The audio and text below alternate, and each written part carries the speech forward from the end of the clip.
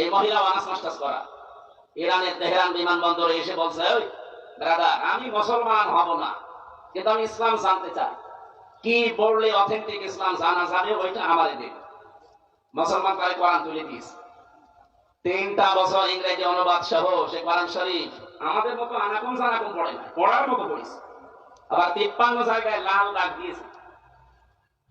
সংবাদ সম্মেলন করে ঘোষণা দিয়েছে যে এতদিন মুসলমানরা জানিয়েছে যে তাদের কোরআনে ভুল নেই, আমি 53 জায়গায় ভুল পেয়েছি।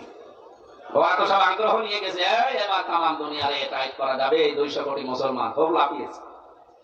উনি বলছেন, আমি আপনাদের ডাক দিয়েছি মুসলমান হওয়ার জন্য। হ্যাঁ, 3টা বছর আমি কোরআনকে একেবারে মন মতো পড়েছি, তাও বুঝে বুঝে, এর সাথে সিয়াসিতার হাদিসগুলো ব্যাখ্যা স্বরূপ পড়েছি। আমার দৃষ্টিতে ভুলও ধরা পড়েছিল, যেখানে ভুল ধরি একটা লাল দাগ দিয়ে রাখি, মনে করি সকালে জানাবো মুসলমানদের। আল্লাহর কি ইশারা, যে আয়াতে ভুল ধরি দেখি তার পরের আয়াতে পরে